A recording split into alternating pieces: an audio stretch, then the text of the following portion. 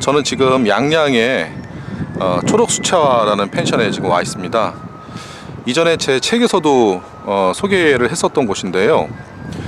여기는 지금 1세대 펜션이고, 그리고 한 15년 정도가 된 곳입니다. 그러니까 상식적으로라면은 영업이 그렇게 잘 되지 않아야 되는 건데, 지금 이쪽 양양 지역에서도 굉장히 영업이 잘 되고 있고, 그리고 뭐 겨울 같은 경우에 산속 계곡에 있는 펜션인데도 불구하고 이 주변에 있는 펜션들에 비해서 예약률이 굉장히 높습니다.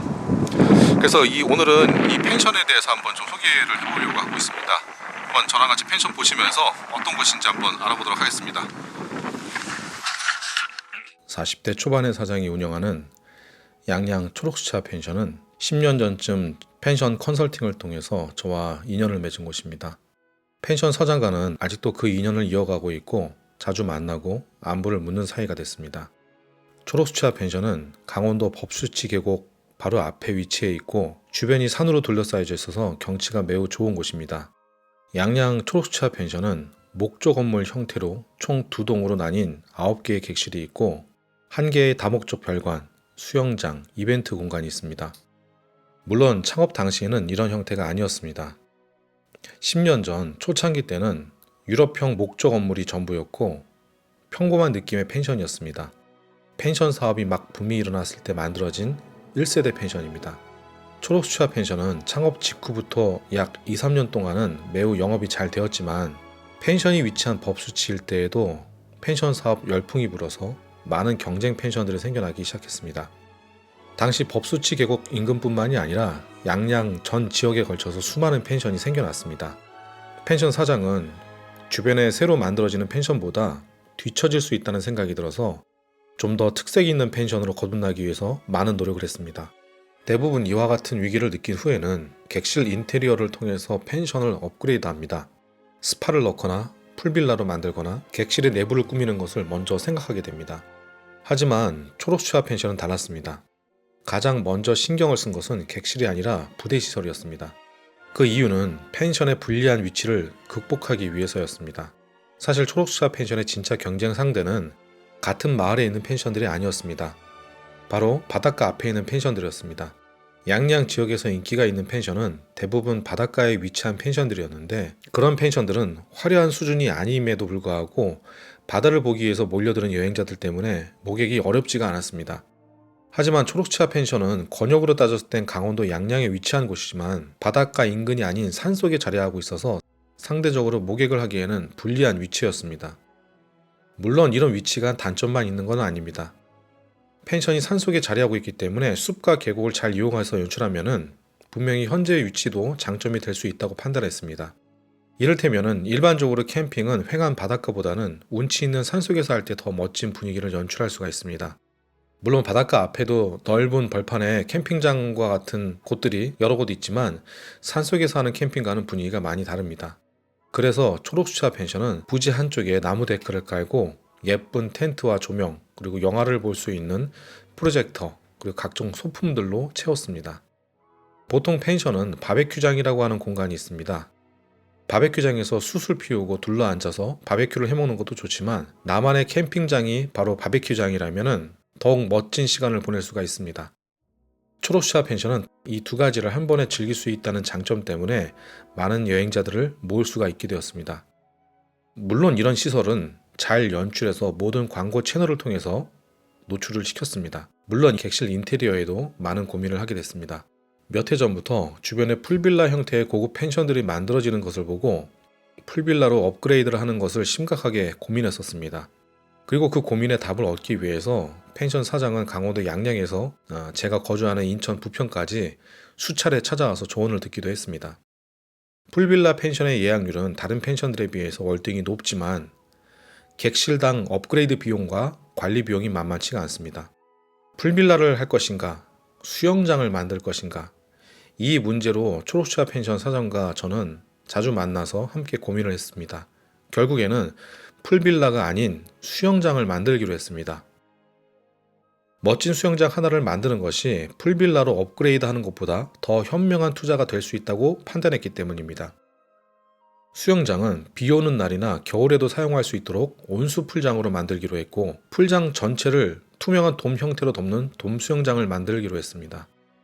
비용이 꽤 많이 들어가지만 객실의 절반을 풀빌라로 만드는 것보다는 훨씬 낮은 투자 비용이 예상됐습니다. 돔 수영장은 약 한 달 반 정도의 공사 기간을 걸쳐서 만들어졌고, 소비자들의 만족도는 기대했던 것보다 매우 높았습니다. 멋지고 매우 특이했습니다. 평소에는 문을 열어서 개방하고 있다가 비나 눈이 올 때에는 돔을 닫을 수가 있습니다. 그리고 돔 수영장은 성인들도 충분히 즐길 수 있도록 크게 제작됐습니다. 풀빌라가 프라이버시가 잘 지켜진다는 이유로 인기를 끌고 있지만, 대부분 풀빌라의 풀들은 매우 작기 때문에 수영을 즐길 수 있을 정도의 풀빌라가 아닌 경우가 많습니다. 수영장에서 즐기기 위한 목적이라면 작은 풀빌라보다는 초록수채화가 좀 더 유리한 시설을 갖추게 된 겁니다. 저를 찾아오시는 많은 분들이 비용 문제 때문에 객실 10개 중에서 4, 5개의 객실만이라도 풀빌라를 만들면 어떨까 하고 고민하는 분들이 많이 있습니다. 하지만 제 책이나 강의를 통해서 쇼룸 만들기에 대해서 이야기한 내용들이 있습니다. 그 내용을 잠깐 소개를 하자면은, 보통의 펜션은 성수기와 주말은 열심히 광고하면 잘 채울 수가 있습니다. 문제는 비수기 평일인데, 비수기 평일에는 매일 1개의 객실을 매일매일 채우는 펜션도 거의 없다라고 할 수가 있습니다. 매일 1개의 객실을 채우는 것도 힘든데, 그 많은 비용을 들여서 여러 개의 객실을, 화려한 객실을 만드는 것은 현명하지 못한 판단이 될 수도 있습니다. 소비자들한테 임팩트 있는 요소를 심어주기 위해서는 사실 객실 하나 두 개면 충분합니다. 펜션에 하나의 캠핑장, 카라반, 돔 수영장, 사우나 시설, 카페, 오락실을 만들어서 운영한 결과는 매우 만족스러웠습니다. 날씨가 매우 쌀쌀해진 가을과 겨울에도 초록수채화 펜션은 매주 주말 모임과 파티가 열리고 있습니다. 그리고 비수기 평일 매출을 높이기 위해서 초록수채화 펜션은 1박에 50만원짜리 상품을 만들어서 이 비싼 상품을 사줄 만한 사람들에게 잘 노출하고 있습니다. 가격 경쟁력이 없을 법한 고가의 이벤트 상품이지만 독특한 판매 방식 때문에 예약은 끊이지 않고 있고, 손님들은 평일 1박이 50만원이라는 큰 돈을 흔쾌히 지불하고 있습니다. 초록수채화 펜션의 평일 이벤트는 오직 한 팀에게만 제공되는 이벤트고, 비수기 평일에 한 팀이 이러한 이벤트로 예약을 한다면 다른 투숙객은 받지 않습니다. 결국 이 큰 펜션을 통째로 이용하게 되는 겁니다. 한 팀이 펜션의 객실, 캠핑장, 카라반, 돔 수영장, 사우나, 오락실, 카페를 모두 사용하는 거기 때문에 이벤트를 원하는 사람들이나 조용히 한 팀만 즐기기 위한 여행을 원하는 사람들에게는 굉장히 인기 있는 상품이 됐습니다. 이 이벤트가 매일 팔릴 수가 있다면 월, 화, 수, 목 4일 동안에 200만원, 한 달이면 800만원의 수익을 만들 수가 있습니다. 펜션 사장은 수익도 수익이지만 한 팀만 케어를 하면 되기 때문에 높은 소득을 올리고 적절한 노동력만 제공할 수가 있습니다. 굉장히 매력적인 판매 방식이 아닐 수가 없습니다. 자, 이 상품은 소비자 입장에서 생각해봐도 매력적인 이벤트 상품으로 비춰질 겁니다. 커플이 하룻밤 이벤트로 찾아가는 풀빌라의 1박 요금은 30에서 50만원 정도로 꽤 비싼 편입니다. 물론 저렴한 곳도 있지만 멋진 곳은 대부분 가격이 낮지가 않습니다. 특별한 날 작정하고 돈을 쓰기로 한 소비자는 어떤 곳에서 이벤트를 해야 될지 아마 고민을 할 겁니다. 작은 풀빌라에서 즐길 것인가, 아니면 돔 수영장, 캠핑장, 사우나, 오락실, 카페, 카라반, 넓은 객실을 나와 애인 또는 나와 우리 팀만 쓸 것인가. 선택의 결과는 개인 취향으로 나뉘겠지만 이 다양한 시설을 이용할 수 있는 초록수채화를 선택하는 사람들도 굉장히 많았습니다. 성공적인 펜션 사업을 하려면 막대한 투자보다는 현 사업 구조를 잘 파악한 투자를 해야 되고, 그에 걸맞는 판매 방식을 사용해야 됩니다. 그리고 해당 상품을 사줄 만한 사람들에게 잘 보여줘야 합니다. 앞서 소개한 고가의 이벤트 상품은 가격 경쟁력으로 승부하는 사이트에는 노출하지 않고 내 상품에 관심을 가질 수 있을 만한 대상에게만 노출을 시켰습니다. 20, 30대로 타겟팅을 해서 인스타그램이나 페이스북 광고를 했고, 키워드 광고도 풀빌라에 관련된 키워드로 광고를 했습니다. 현재는 레노베이션 후에 객실이 9개이고 거기에 펜션 전체 렌트하기라는 한 개의 예약 카테고리를 더 추가해서 노출하고 있습니다. 금요일과 주말을 제외하고 비수기 평일에만 800만 원의 이익을 만들 수가 있습니다. 하지만 평일을 채우는 것은 만만치가 않기 때문에 그에 따른 광고 투자를 해야 됩니다.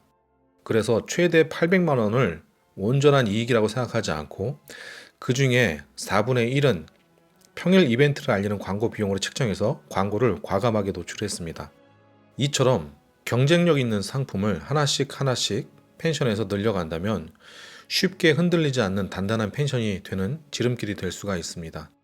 자, 이 사례처럼 객실 수와 수준에 따른 객실 판매 방식은 제가 펜션 운영자분들을 컨설팅할 때 가장 기본적으로 설명하는 판매 방식입니다. 객실 수가 적다면 이익을 남기기 위해서 숙박료를 높여야 합니다. 예를 들어서 객실 수가 3개밖에 없는데 1박에 10만 원이라면 하루에 30만 원 밖에는 벌 수가 없습니다. 당연한 얘기지만 하루에 30만 원보다 더 큰 이익을 내고 싶다면 숙박료를 높여야 됩니다. 1박 요금을 30만 원으로 책정한다면 3개 객실 하루에 즉 90만 원의 이익으로 발생시킬 수가 있습니다. 너무나도 당연한 이치입니다. 하지만 객실 수가 많다면 객실료를 크게 높이지 않고 가격 경쟁력을 앞세워서 많이 팔고 적게 남기는 판매 방식도 가능합니다. 하지만 요즘 펜션 객실 판매 사이트를 보면은 이러한 기본적인 판매 방식을 고려하지 않고 많은 펜션들이 가격 경쟁력만 똑같이 앞세워서 판매하는 방식으로 노출하고 있습니다. 예를 들어서 소셜 커머스 같은 곳에서 판매를 하기 위해서는 결국 가격 경쟁력이 있어야 됩니다. 싸야 합니다. 그냥 싸도 안 되고 싸고 좋아야 합니다. 소셜 커머스 같은 곳에 올려놓고 판매하는 것이 결코 안 좋다는 뜻은 아닙니다. 객실 수가 많다면 굉장히 좋은 판매 방식이 될 수가 있지만 객실 수가 적다면 좋은 판매 방식이 아닐 수도 있다는 뜻입니다. 상식적으로 생각했을 때 서울 명동이나 홍대같이 많은 사람들이 오가는 거리에서는 라면이나 돈가스, 국수같이 회전율이 빠른 음식을 판매하는 것이 유리합니다. 가게 앞을 지나치는 많은 사람들에게 싸게 많이 팔면서 이익을 남길 수가 있습니다. 하지만 사람들이 많지 않고 경치 좋고 조용한 휴양지 같은 곳에서 판매를 한다면 단가가 낮은 국수나 김밥 같은 것을 판매하면 이익을 남기기 힘들어질 수가 있습니다.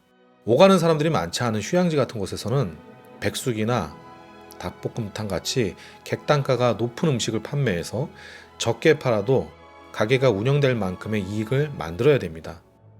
자, 이런 휴양지에서 비싸도 판매가 되는 이유는 소비자의 입장에서 보면 모처럼 찾은 휴양지에서 김밥이나 국수보다는 비싸더라도 특별한 음식을 먹기를 원하기 때문입니다. 이 단순한 판매 방식을 펜션에 적용하면은 펜션 객실을 얼마의 가격에 어디에 판매해야 될지가 쉽게 답이 나옵니다. 펜션의 객실 수가 적다면 어떠한 방법으로든 소비자가 이해할 만한 고가의 상품을 만들어야만 펜션이 살아남을 수가 있게 됩니다.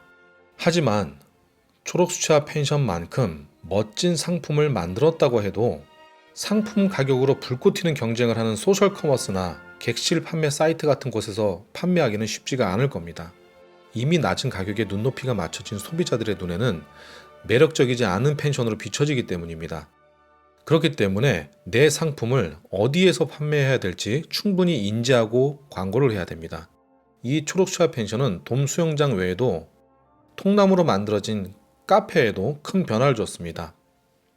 이 카페는 비 오는 날 실내 바베큐장으로 이용되는 곳인데 메인 건물과 조금 떨어진 곳이기 때문에 분위기도 굉장히 좋고 조용하고 저녁에는 손님들이 다른 투숙객들한테 방해받지 않고 맥주 등을 마시면서 웃고 즐길 수 있는 공간으로 활용됩니다. 하지만 이 실내 카페가 만들어진 후에 실상 소비자들의 이용도는 굉장히 떨어졌습니다. 그 이유는 여행자들의 성향에서 찾아볼 수가 있습니다. 게스트하우스를 찾는 대다수의 여행자들의 성향은 굉장히 개방적입니다.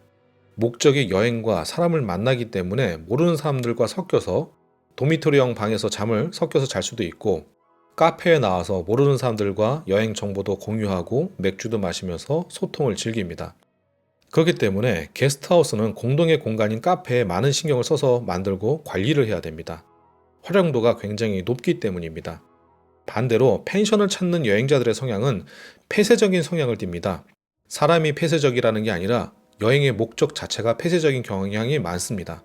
멋진 공간에서 연인과 둘만의 시간을 보내기 위해서 커플 펜션을 찾고 또는 내 가족, 워크샵, 동호회 등으로 독립적인 공간에서 방해를 받지 않기를 원합니다. 이런 이유로 펜션은 게스트하우스에 비해서 공동의 공간, 즉 카페의 활용도가 매우 떨어집니다. 그렇기 때문에 펜션은 카페에 투자하기보다는 폐쇄적인 성향의 여행자들을 만족시키기 위해서 객실에 더 투자하는 것이 맞습니다.